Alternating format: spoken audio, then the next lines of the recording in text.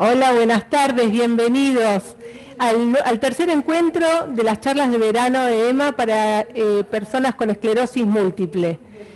Yo soy el doctor Fernando Cáceres, estamos acá transmitiendo desde INERE y estamos muy contentos de estar en este tercer encuentro. Yo soy Flavia Ferrandina, consultora psicológica del equipo de EMA, y estamos profundamente agradecidos al equipo de INERE, al ACTRIMS y la TEM por el soporte y el acompañamiento que nos hacen. Y aprovecho a saludar a todas las personas que están a lo largo del país y también en Latinoamérica en este encuentro. Sí, que es el tercer encuentro. Ya parece mentira, pero llegamos al tercero. Falta solamente uno más. Y yo sí me gustaría poner esto, porque ¿qué nos pasa a nosotros? Ya todos tenemos sumitis. ¿Qué es sumitis? Sumitis es una enfermedad nueva que surge por la sobredosis de Zoom. Estamos todos cansados con el Zoom, ya hace más de un año que estamos con el Zoom. Entonces nos agarra el Zoom, fíjense que no dormimos y para contar ovejitas las contamos a través del Zoom.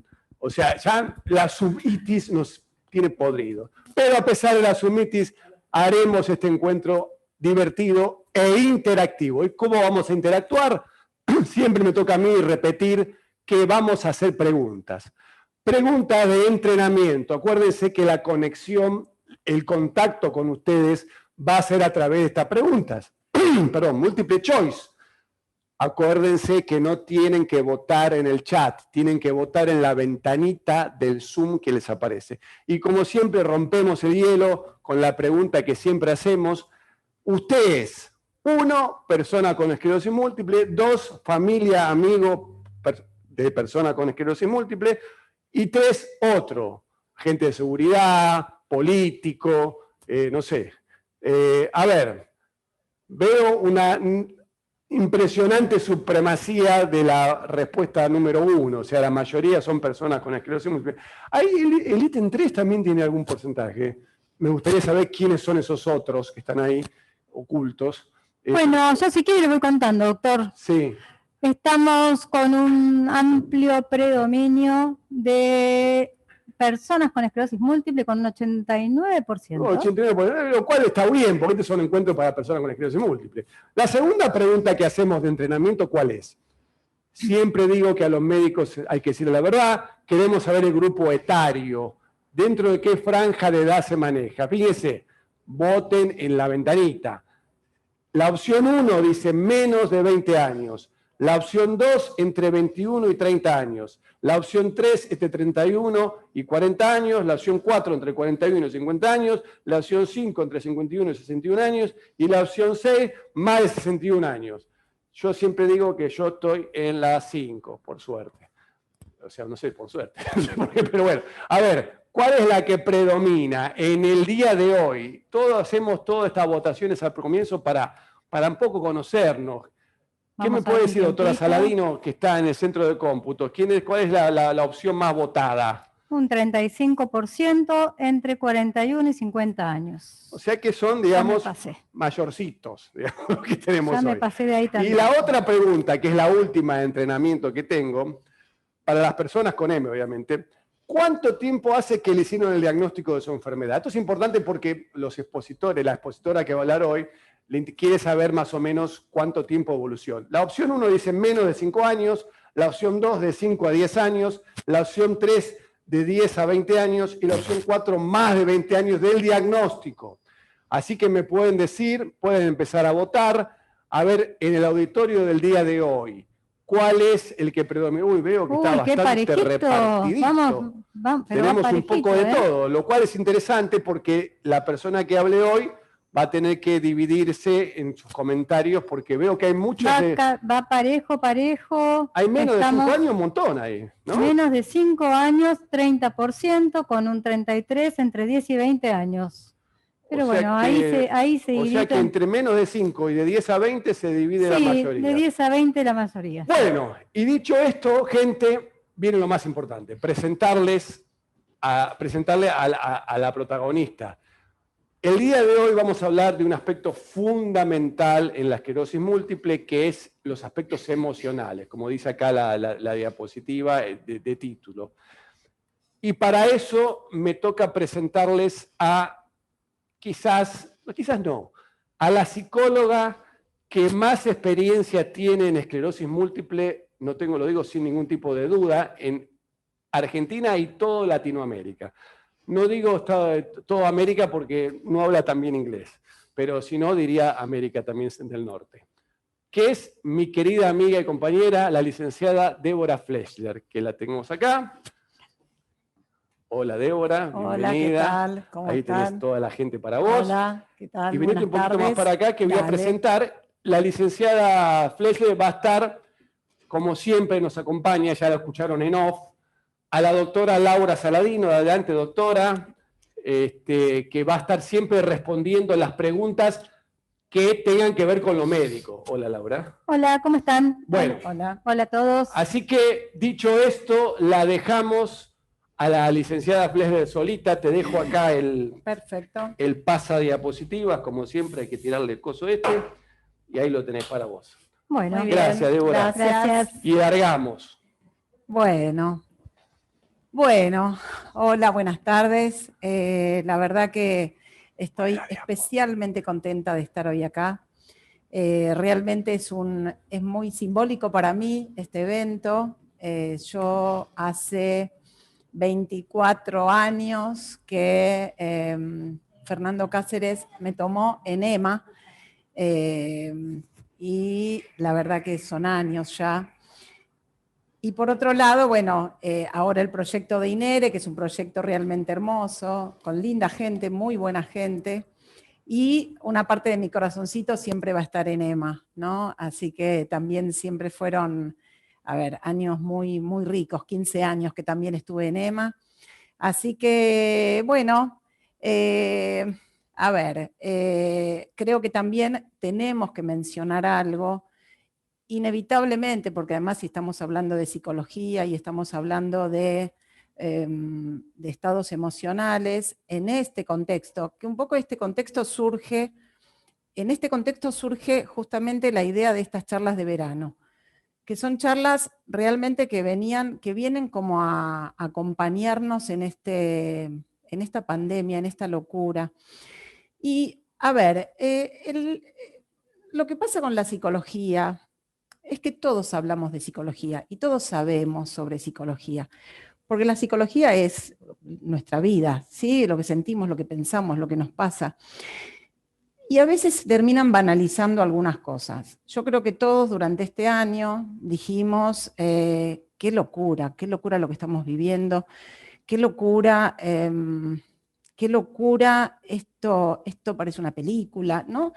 Ahora, si nos metemos un poquito más, rascamos un poquito y nos metemos un poquito más en profundidad a ver qué pasa desde el punto de vista psicológico, yo siempre tengo como una imagen que a mí me gusta mucho para estas situaciones que son tan complejas.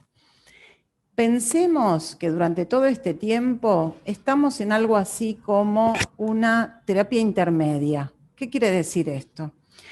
No estamos tan graves, pero estamos con un grado de vulnerabilidad atravesando situaciones que requieren que nos estemos monitoreando, ¿sí?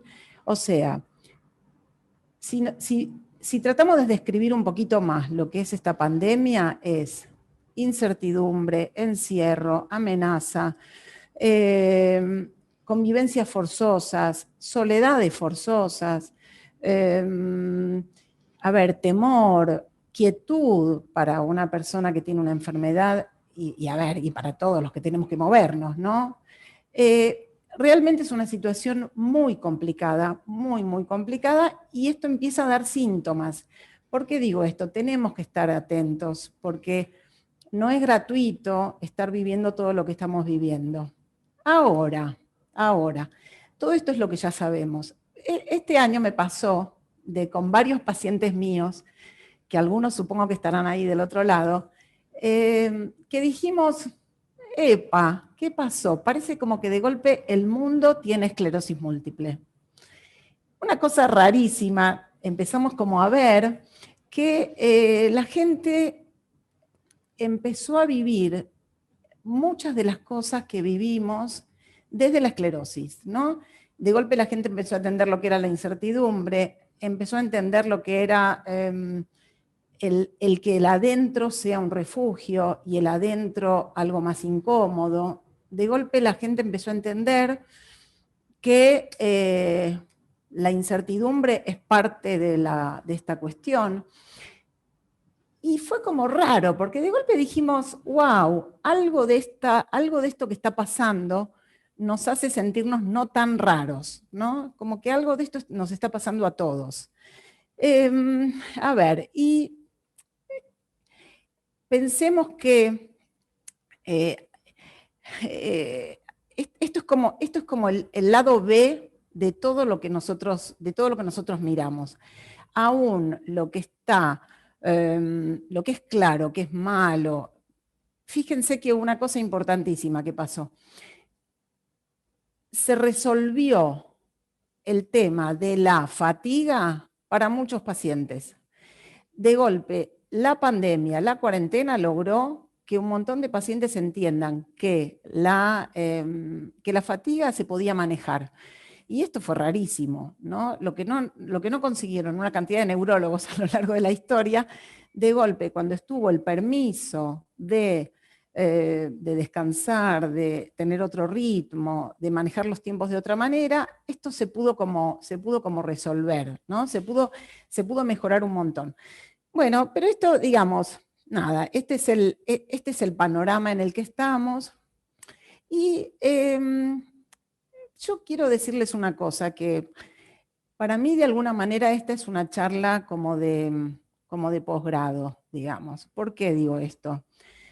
Todos sabemos, y todos ustedes y todos sabemos, todos los que estamos participando de esta charla tenemos idea de lo que es la esclerosis múltiple y todos tenemos idea de lo que son las repercusiones emocionales. Todos. Entonces, ¿pero qué es lo que pasa? Y acá es donde quiero hacer como una observación. ¿Para qué muchas veces sirve hacer este tipo de planteo o para qué muchas veces sirve que investiguemos un poquito lo que nos pasa? Porque la perspectiva, a veces cuando vos estás viviendo algo que lo tenés acá encima, te cuesta mucho registrar todos los detalles, todas las implicancias. Al poder tomar al poder como tomar perspectiva, poder mirar de lejos, poder ampliar un poco el foco, nos damos cuenta que tenemos como una posibilidad de entenderlo diferente. Otra cosa más que quiero decir, perdón por todo este prólogo, pero la verdad que me parece que es importante. Ustedes recuerden siempre que la esclerosis múltiple es la enfermedad de las 1000 caras, y de verdad es la enfermedad de las 1000 caras. O sea, cualquier cosa que yo diga, a algunos les puede resultar útil y a otros no. Con lo cual, cuando vos escuches, pero esto tomalo como método, cuando vos escuches cualquier cosa que tenga que ver con esclerosis y que a vos no te identifique, es que no es para vos. O sea, déjalo pasar. Es como si estuvieran hablando de otra enfermedad, ¿sí? Entonces, dicho todo esto, podemos avanzar. Bueno, entonces empieza ahora la charla. Sí, ahora empieza. Bueno. A ver. Primero, para conocernos y para ver lo que piensan, va una pregunta. ¿Hay alguna relación entre la esclerosis y lo emocional? Bueno, un poco ya spoileaste vos con todo lo que dijiste, Sí. ¿viste? Con el prólogo tuyo. Exacto. Estuviste un poco sesgando la respuesta. Y bueno, 100% puso que sí, ¿viste? Pero eso, escúchame. ¿Vos decís que influí? Y un poquito. Bueno, bien, bien. Bueno, lo bueno es que nadie puso que no. Exacto, respuesta correcta. ¿Hacés algún tipo de trabajo psicológico emocional? De vuelta, 1 sí, 2 no. La licenciada viene con preguntas fáciles, ¿no? A diferencia de los neurólogos que ponemos 5 opciones, 6 opciones. 1 sí, 2 no. A ver, bueno, acá está un poco más repartido ya. Hay un predominio del sí, pero tampoco tanto, ¿no? Un 58% está votando que sí y un 42% que no. O sea, estamos ahí, un predominio del sí. Ahora, lo loco es, ahí ya tenemos un problema, que es que si el 100% dice que tienen relación, de alguna manera hay un 42% que se está escapando de la posibilidad de trabajarlo un poco más, ¿no? Pero vamos a la otra. No, a la otra. Ahí está. Para los que contestaron que sí, ¿cuál de estos recursos utilizan? Psicoterapia, psicofármacos, grupo de apoyo. En la 4 yo incluyo varias cosas, no porque tengan menos importancia, pero porque hay una cantidad que es difícil abarcarlo. Todo lo que tenga que ver con el trabajo de armonización, de equilibrio, de relax, meditación, yoga, gimnasia consciente. Y la 5, charlas de verano. O sea, lo nuestro que estamos haciendo acá. Muy bien. Mirá qué interesante, ¿no? Está bastante repartido esto, pero está creciendo charla de verano. Claramente fue un chiste, charla de verano, gente. Cáceres, no te metas en mi charla. A ver, está predominando la psicoterapia, lo cual te debe poner contenta vos.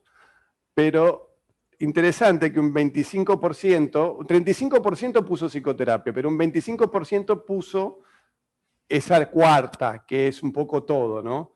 Que es meditación, relajación, yoga, todo ese tipo de alternativas sería, ¿no? Bien, bien. Entonces, a ver, me dijiste, ¿tenés de nuevo ahí los cómputos Sí, esos? la mayoría, 35% era psicoterapia, seguido por 25% que era la cuarto, después la que venía tercera, la 2, ¿no? ¿Psicofármacos? Sí, Bien. y la última, los encuentros de verano, ¿no? ¿De charlas de verano cuántas? No sé cuánto puso charla de verano. 15%. O sea que es psicoterapéutico esto. O sea que ya tenemos datos falsos. Bueno, a ver. Y acá nos metemos directamente en la charla. A ver. Cuando nosotros tratamos de ver una situación compleja como es la esclerosis múltiple y lo intentamos pensar desde el punto de vista psicológico, ustedes piensan que cualquier elección que hagamos es arbitraria, porque podríamos estar hablando 6 meses de las repercusiones psicológicas. Esta es una posible, que en definitiva lo que tenemos que tener en cuenta es que son pretextos para poder trabajar, para poder disparar ideas, para poder pensar, ¿sí? Son pretextos, es el texto que nos permite llegar a entender un poco más. Entonces, a ver, ¿qué es lo que tenemos con una situación de esclerosis múltiple y sus repercusiones emocionales? En principio sabemos que seguro actúa sobre el cuerpo, sobre la fatiga, o sea, la fatiga distinguida como un capítulo especial, en las emociones, con la familia, en los vínculos, con el trabajo, la sexualidad, y después nos vamos a meter lo que son algunos mitos. Pero veamos el tema del cuerpo, ¿sí? Todos sabemos que desde que te dan el diagnóstico tenés un cuerpo diferente, tenés un cuerpo incierto, y una cosa que tiene, una particularidad que tiene la esclerosis múltiple es que convierte a tu cuerpo en la sede de un montón de sensaciones, que no las entendés, que van y vienen, que son síntomas erráticos. Y esto de alguna manera se vuelve como muy presente, ¿sí? La fatiga acá tenemos, a ver, le dedicamos un capítulo especial porque es fundamental entenderla. Hay una disociación tremenda que se da y que yo estoy segura que cuando ustedes me escuchen, por lo menos los que sienten un alto nivel de fatiga, la disociación es esta sensación de sentir un cuerpo viejo con cabeza joven, ¿sí? Es muy fuerte esto de sentir que el cuerpo va en un ritmo y que tu cabeza, tus pensamientos, tus proyectos van en otro. ¿Y qué es lo que pasa?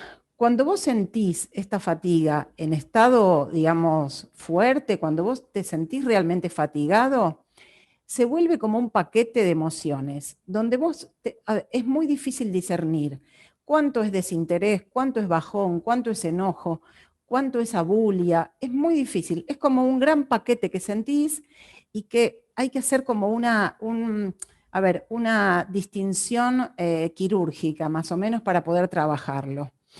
Y por otro lado, ¿qué es lo que decís? Te encontrás muchas veces diciendo, uy, es un síntoma invisible, buenísimo, nadie lo nota, lo puedo disimular, lo puedo ocultar, pero malísimo, porque nadie lo entiende, nadie termina de entender lo que siento.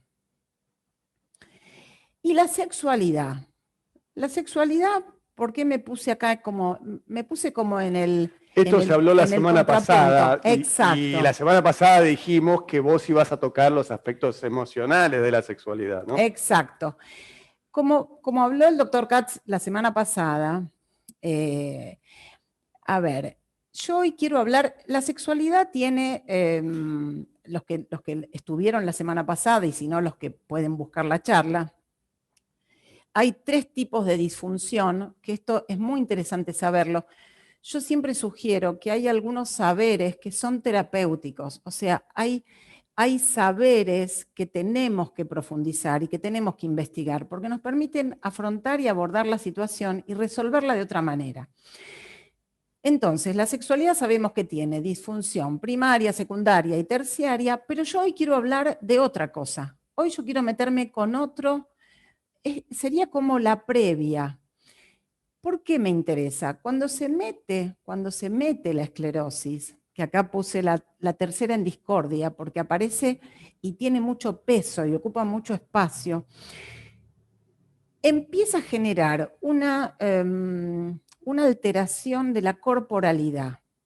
Y esto es previo a las disfunciones sexuales. ¿Por qué traigo esto y por qué me interesa mucho trabajar esto? Porque si trabajamos las disfunciones y los alejamientos y los cambios que se van produciendo a nivel corporal, ¿qué quiere decir esto? Es muy concreto. Cuando la esclerosis entra en escena, el cuerpo se medicaliza.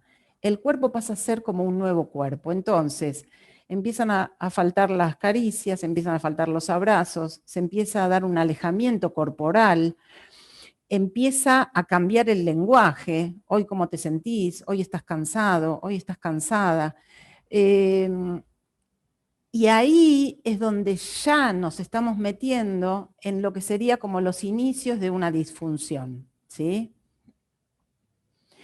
Y acá hay un punto que quiero destacar, que son las emociones, ¿sí? Yo estoy segura que si yo les leo todas las emociones estas, todos las sintieron, las sienten, por momentos deben tener la sensación de que las sienten todas juntas: vulnerabilidad, confusión, nostalgia, angustia, preocupación, ansiedad, miedo, culpa, tristeza, desgano, abulia, pesimismo, enojo, irritabilidad, optimismo, esperanza, coraje, empoderamiento. Ah, bueno. Va. Está todo. Bueno, pero y siguen, hay un montón más de emociones posibles. Pero ¿por qué yo traigo esto y hoy quiero rescatar una idea sobre esto, que es la siguiente? Siempre se diferenció las emociones negativas de las emociones positivas. ¿Qué es lo que se decía? Las emociones agradables son positivas y las emociones desagradables son negativas. Resulta que aparece un fulano, Norberto Levi, que es un psicólogo que trabaja mucho el tema de las emociones, y mete, digamos, como un cambio, que para mí es un cambio revolucionario. Él dice, no, momento, las emociones son todas positivas. Si nosotros diferenciamos entre positivas y negativas, estamos haciendo un juicio de valor.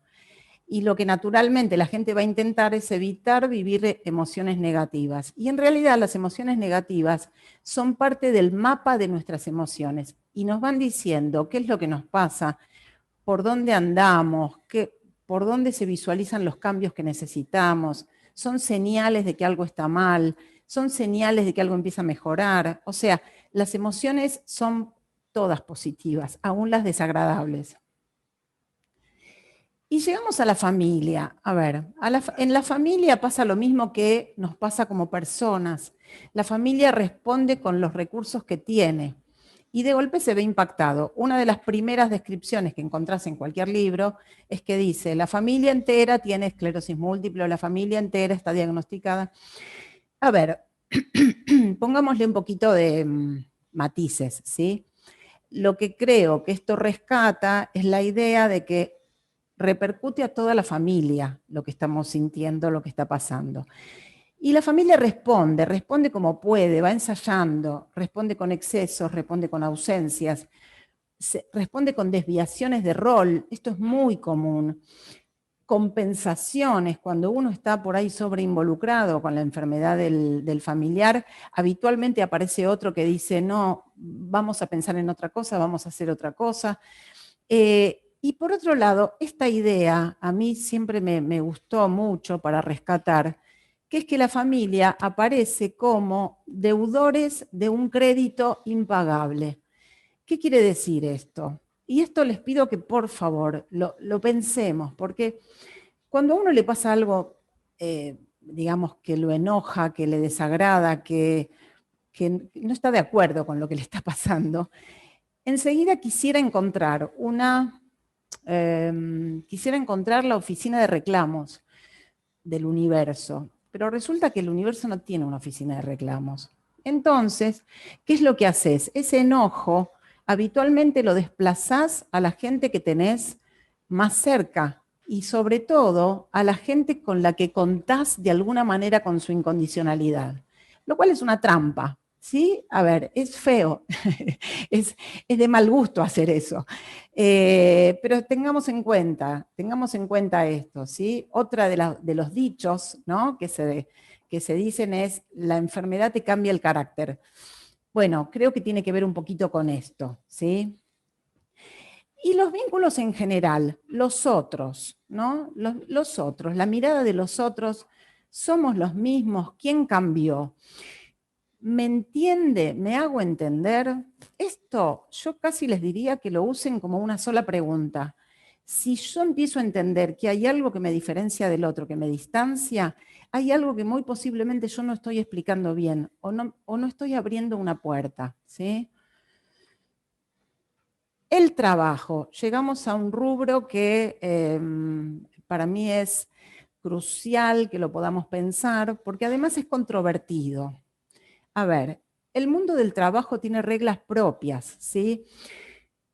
En principio, lo primero con lo que te topas es, digo o no digo, blanqueo o no blanqueo. Yo siempre les digo a mis pacientes, yo te voy a decir que hables en todos los ámbitos de tu vida, en el trabajo no. A ver, ¿por qué? Porque tenemos que ser cautos, ¿sí? El mundo del trabajo se maneja con otras reglas.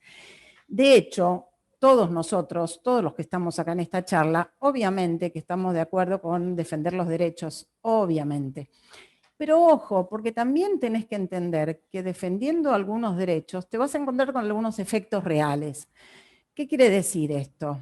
A ver, posiblemente consigas ese derecho, pero puede ser que estés renunciando a una promoción. Posiblemente conseguís la reducción horaria, pero algo empieza a cambiar dentro de tu asignación de tareas. ¿Por qué digo esto? Porque tenemos que tener una mirada amplia y entender que el trabajo, a ver, pide de vos lo más saludable que tenés. Por eso es bueno que lo cuides, es bueno que vos tengas esa pata apoyada ahí. ¿Por qué? Porque el trabajo, a diferencia de lo que decíamos de la familia, en el trabajo vos tenés que preservar, vos tenés que funcionar, vos tenés que correr un poco tus emociones y seguir con tu vida lo más natural y lo más normal como venía siendo. Con lo cual, a ver, es cierto que te topás con nuevas dificultades, pero el ámbito del trabajo está especialmente ligado a la salud mental. Y ahora vamos a los mitos. ¿Qué son los mitos? Y acá los voy a hacer jugar un poquito. Los mitos son relatos que vamos construyendo, ¿sí? Son relatos, son cuentos, es tradición oral, ¿sí? Que se van construyendo casi como si fueran certezas, ¿sí? Entonces, Por ejemplo, y acá los hago participar. Uno de los mitos que yo tomé arbitrariamente, pero me interesa, no conocemos la causa de la esclerosis. Les voy a pedir ahora que me digan si esto es verdadero o es falso. Esto es lo que cree cada uno, ¿no? Bueno, acá se daba una unanimidad, pero ahora hay un gran porcentaje por verdadero, pero hay un porcentaje que cree que es falso, ¿no? Que en cuanto a que no conocemos la causa, como que conocemos la causa. Un 85% está diciendo que no conocemos la causa, que es verdadera la afirmación de no conocemos la causa, pero un 15%, 16% dice que es falsa ese mito, que no conocemos la causa. Bien, ese 16% deben ser pacientes míos. A ver, ¿por qué? ¿Por qué lo traigo esto como mito? En realidad no sería exactamente un mito, no aplica, pero lo tomo como mito porque, a ver, tomo como mito en tanto certeza. ¿Por qué digo esto? Porque en realidad es cierto que no tenemos respuestas médicas, científicas acerca de la causa de la esclerosis. Pero ¿qué es lo que pasa? En general, esto tiene la gran ventaja que se convierte en la llave para abrir otra puerta, que es las hipótesis subjetivas que tenemos sobre la causa. ¿Qué quiere decir esto? De alguna manera, cuando falta una razón que a mí me deje tranquila y me deje como que yo pueda descansar en esa certeza, yo empiezo a jugar hipótesis, porque es interesante jugar esas hipótesis. De hecho, son hipótesis subjetivas que si yo les preguntara a ustedes ahora en este momento, seguro la mayoría de ustedes tiene hipótesis. Vivía como loco, me vino en este momento, que era un momento crucial, a ver, ¿qué condiciones previas me habilitaron a tener y a desarrollar una esclerosis? Y, por ejemplo, ¿por qué se me desencadenó en este momento y no en otro? ¿Sí?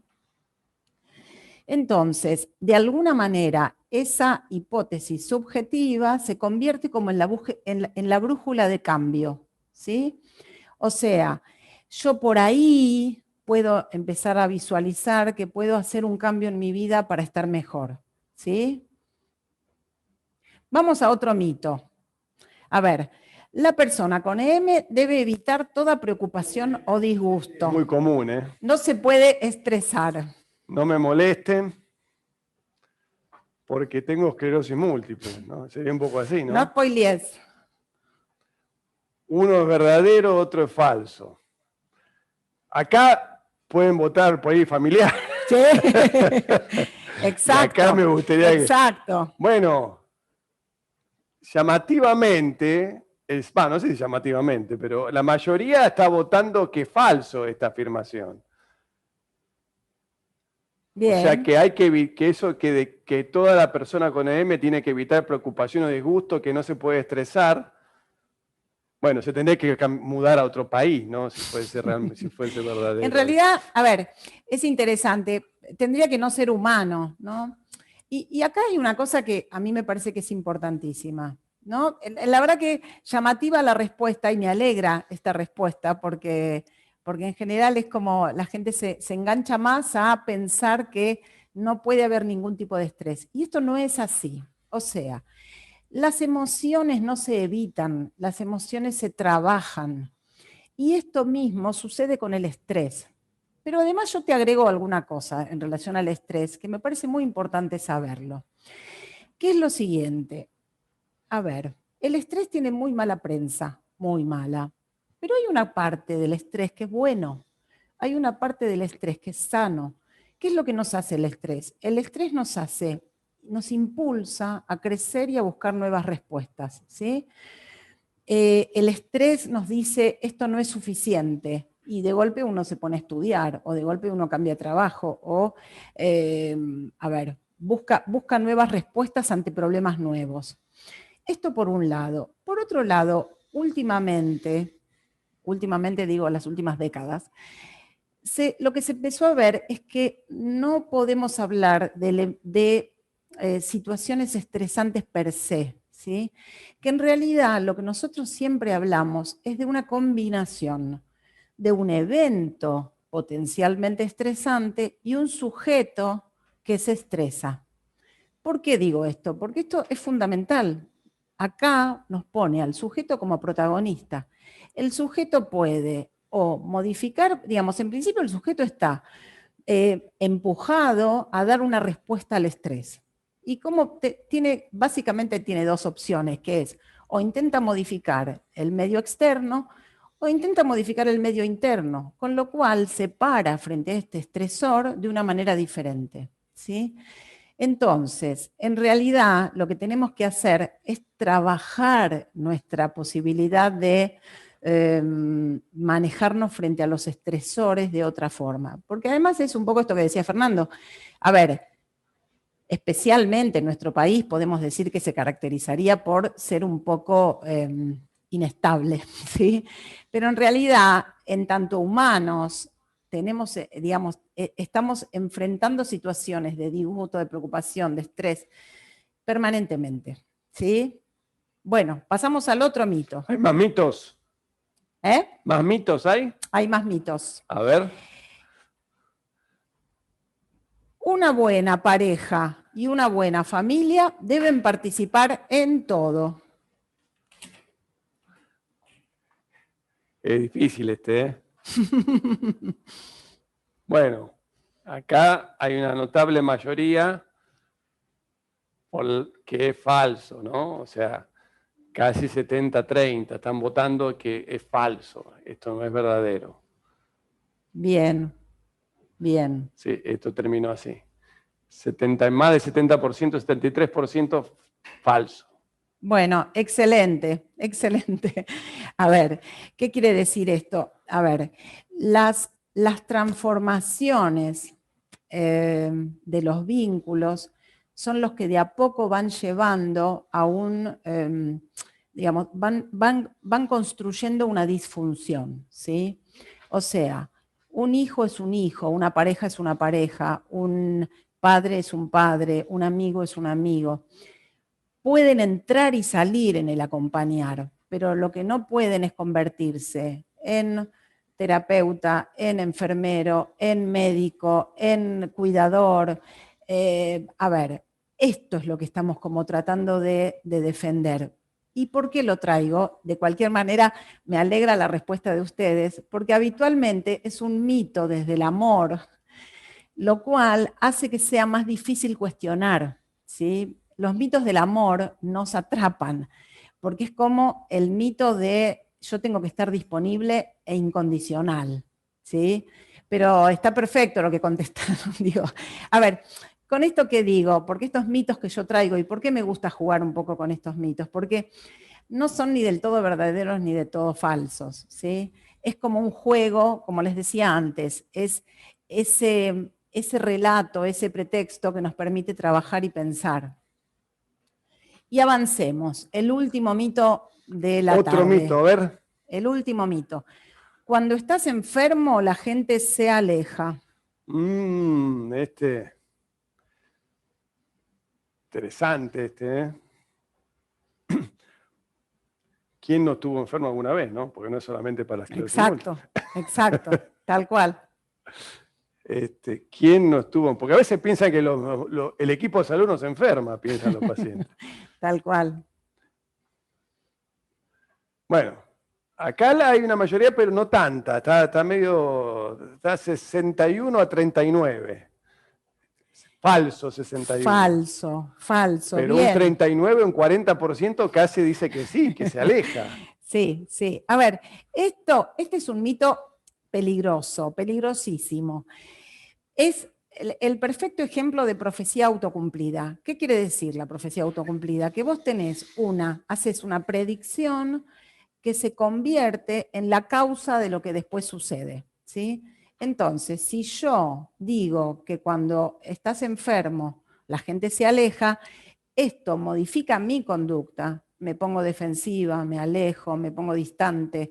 Me preparo para lo que va a ser tu alejamiento. Entonces, a ver, y acá viene la gran pregunta, que es, mírate vos, ¿cómo estás siendo vos con tus vínculos en este momento? ¿Sí? Y una pregunta que yo siempre hago, y la verdad que les pido que la hagan, porque, a ver, ¿cuántas posibilidades hay de que, a ver, tus vínculos acierten en lo que vos estás necesitando? ¿Cuántas probabilidades? Yo te aseguro que muy pocas, porque si te dicen lo que te dicen, te tendrían que no haber dicho. Si no te dicen, te tendrían que haber dicho. A ver, esto es lo que tenemos.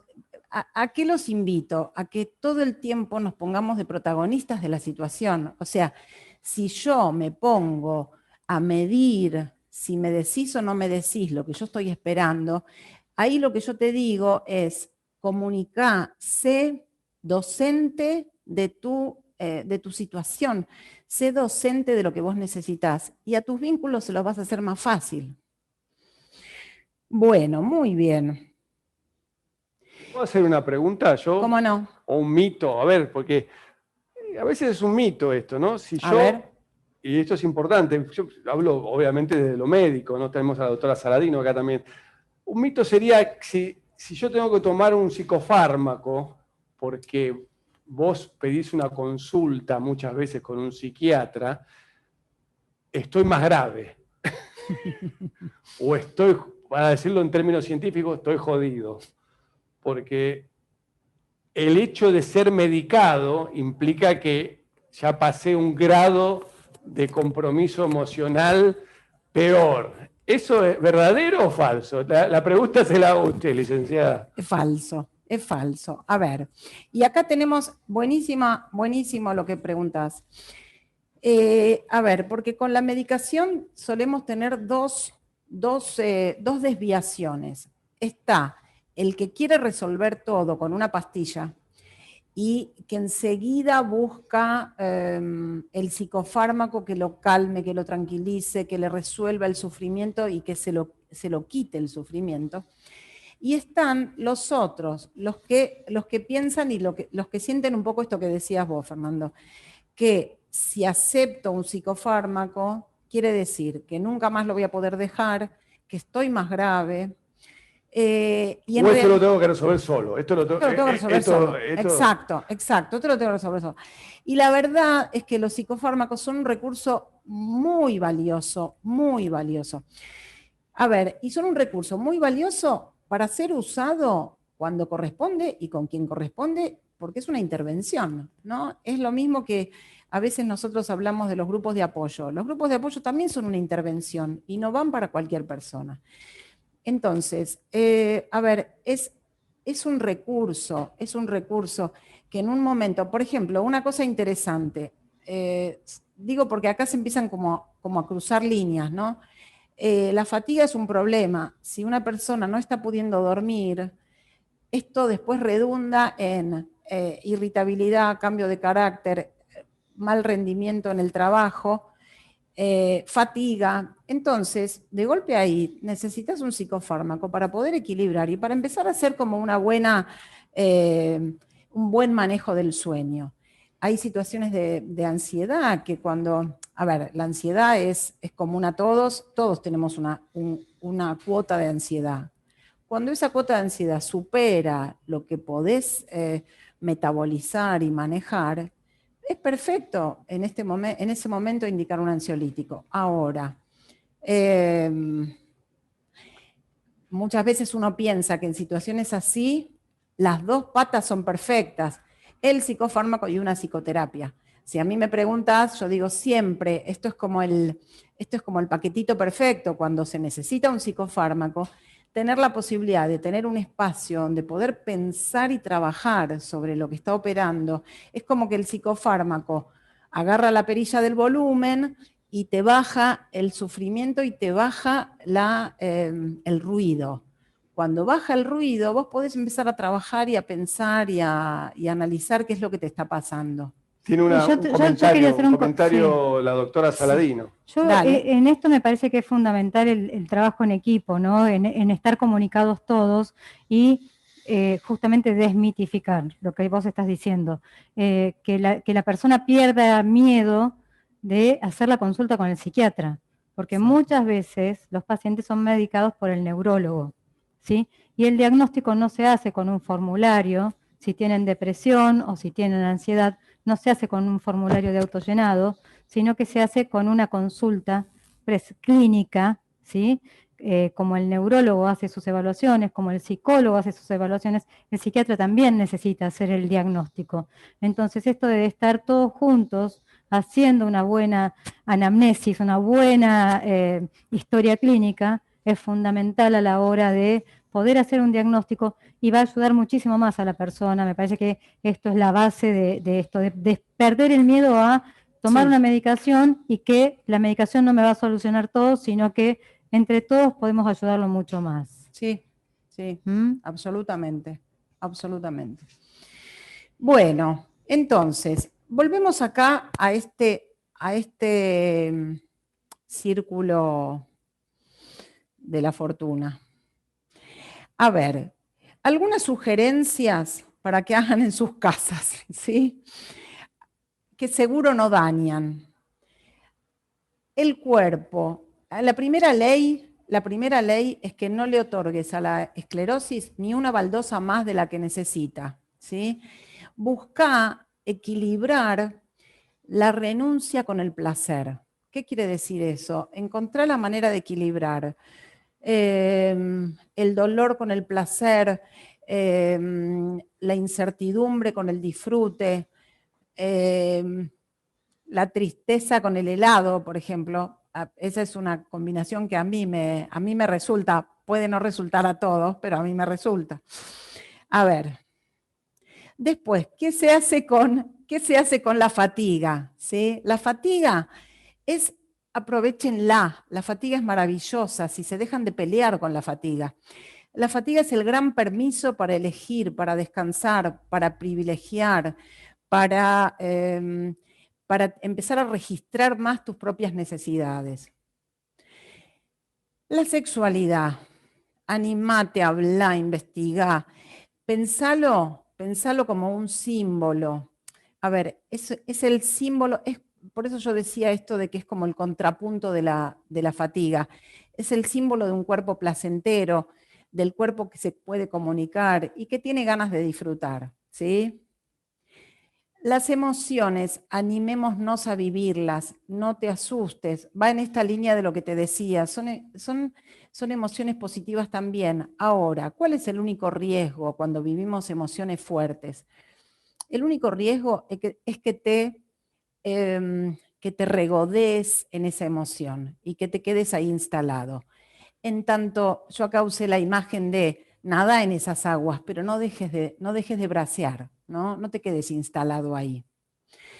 La familia, así como te digo, como persona, para la familia puede ser una oportunidad de cambio. Muchas veces decimos que gracias a atravesar una situación como la esclerosis, de golpe uno está pensando en estas cosas, uno está reflexionando. ¿Cómo? ¿Cambiás de familia? Por ejemplo, elegís una mejor. Aprovechá. Hacemos la limpieza. Claro, esta no te resulta.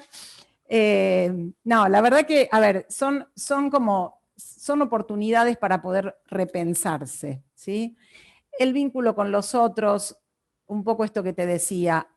A ver, hay un tema que no podemos evitar, que es el autocentramiento, ¿sí? Cuando nos pasa algo muy importante, ya hace muchos años, Freud decía que cuando uno tiene algo, está atravesando algo de mucho sufrimiento psíquico, se produce como una retracción de la libido hacia el yo, ¿sí? ¿Qué quiere decir esto? Que yo tengo toda mi energía vital, la tengo volcada hacia mí y no me queda disponible para el mundo, ¿sí?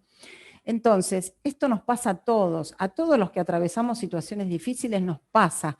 Pero ¿cuál es la diferencia y por qué sirve pensar esto? Para que estés más atento, para que trates de salirte de ese centramiento, porque te va a permitir y vas a ver que va a ser mágico. Si vos empezás a mirar al otro, los resultados son mágicos. El trabajo, cuídate vos y cuídalo, ¿sí? Es como te decía antes, es un pie apoyado en el mundo, ¿sí? Y después esto de los mitos, que a mí me parece hasta divertido poder pensarlo, y me parece que tenemos que ser irreverentes. ¿Por qué? Hay un montón de cosas que si nosotros las tomamos como certezas y nos damos cuenta que nos hacen vivir mal, que nos hacen vivir llenos de rencores, que nos hacen vivir enojados, fastidiosos, cargados todo el tiempo, densos. Bueno, a ver, soltá esas verdades, porque no te están sirviendo. Esas verdades, soltalas y buscá otras, porque la idea es que estemos bien, ¿sí? Y ahora, por último, si arrancaste con todo este trabajo y algo de esto pudiste hacer, se empieza a producir algo de la magia que es la resiliencia. ¿Qué quiere decir esto? Creo que a esta altura todos sabemos lo que es la resiliencia, pero básicamente es poder afrontar una situación problemática, modificarte en ese afrontamiento y hasta salir fortalecido, ¿sí? Entonces, pero hay una cosa que no se termina de aclarar, o que se pasa muy así de soslayo, ¿sí? Y que esto es lo que yo quiero que pensemos, y que, a ver, que yo creo que para esto sirven estos encuentros. Para llegar a algo así como una resiliencia o una actitud resiliente o una resolución resiliente, primero, inexorablemente hay que atravesar el dolor, la resistencia, la frustración, el enojo, y sobre todo hay que decidir encarar, digamos, un trabajo arduo, ¿no?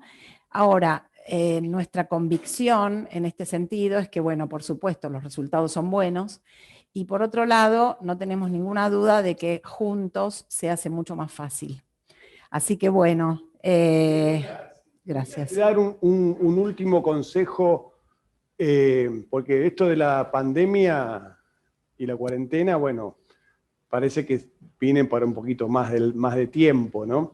Si tuvieras que darle algún consejo, así un tip a la gente, ¿qué le dirías? Así como cómo ayudar a enfrentar, como punto final, digo, ¿no?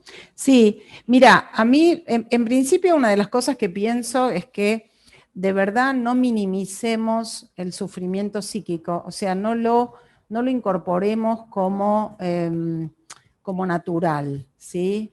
O sea, reconozcamos cuando no estamos bien y busquemos alternativas. Fíjate que naturalmente la gente, mejor, peor, con más descuido, con más cuidado, pero la gente va buscando alternativas. Vos fíjate que una de las cosas que empezaron a decir los psiquiatras en las consultas es: salga a dar una vuelta a manzana. A ver, tan sencillo como eso. Todos sabemos lo que nos hace bien, y vayamos por eso, ¿no? Como intentar moverse, intentar estar conectado con la gente. El encierro no está bueno. El encierro, que estés metido en tu casa no quiere decir que necesariamente estés encerrado. Podés estar comunicado con gente. No minimices ni te hagas el heroico, porque esta situación genera efectos, genera síntomas, genera sufrimiento. Y por supuesto, consultar con todos los recursos que haya disponibles. Esto se me ocurriría, pero por supuesto que hay que seguir pensando. No, buenísimo, porque me saco esto para que nos cuidamos acá en INERE. Gracias, Débora, muchas gracias, doctora Saladino, por todo, y te despedimos. Muy bien. Que haga el cierre. Adelante, Flavia. Qué bueno que estuvo. Excelente. Bueno, lo excelente.